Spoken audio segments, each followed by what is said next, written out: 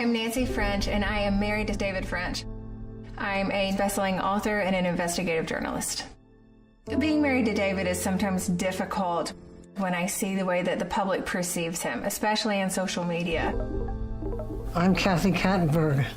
I think I joined Twitter around 2007. I'm a political addict. I started reading National Review. David French was an editor and a writer on National Review at that time, had been for years, and I started reading David and disagreeing with him vehemently on everything.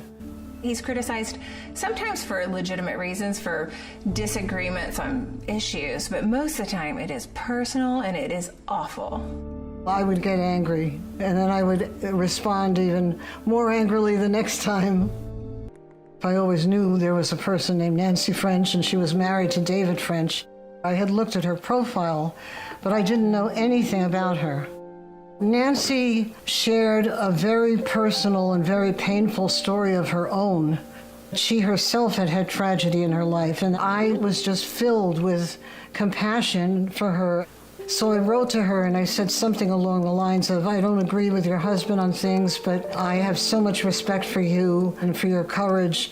I think it's enormously brave of you to have written an article for the Washington Post so everybody knows what happened to you.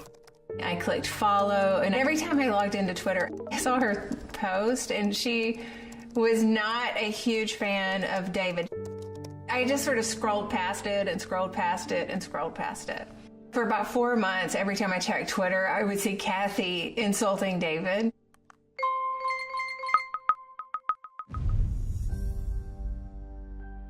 So COVID hits, and I see a message from Kathy posted publicly, and she said, I will never eat again. I am stuck in this apartment. I cannot get groceries because of the COVID overload on the grocery delivery system. And she said, I just can't get any food. I don't think I'll ever get food. I didn't know it at the time, but Kathy was disabled and she couldn't leave her house. So Kathy posts that she's food insecure, and she was so against David. She disliked him so much. However, I sent her a direct message and I said, hi, I'm Nancy French. I'm David French's wife. I saw your post. What can I do to help? She contacted me on Twitter, on direct message, and she offered to help.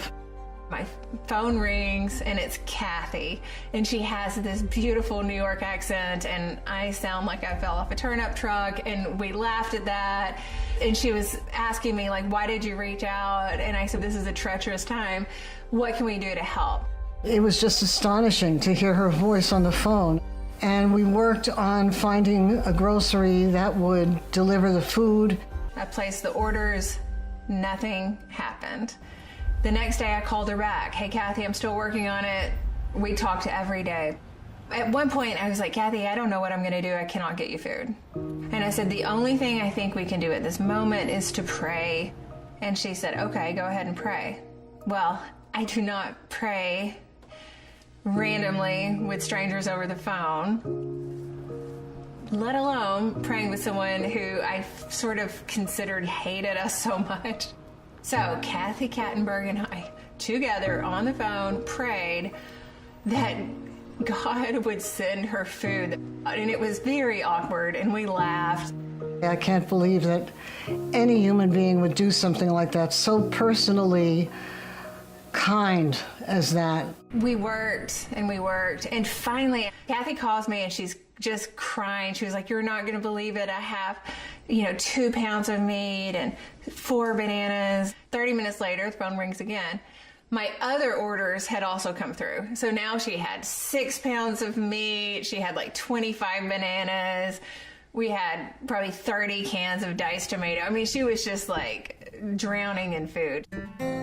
For her to take a person that she didn't trust, because I was always attacking her husband, and to call me and arrange to get me food, it was huge. I mean, I couldn't believe it. And from that point on, we were friends.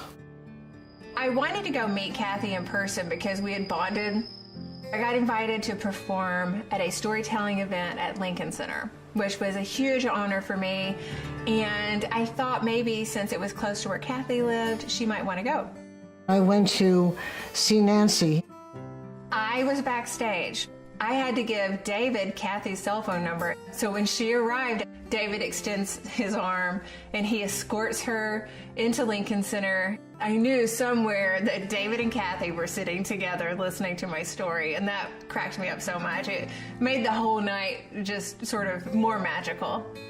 He was so kind. And it was the first time that I could really see graphically that a person can think very differently from me politically and be kind. And David is very, very kind. He doesn't have a mean bone in his body. Hey there! It's so good to see you.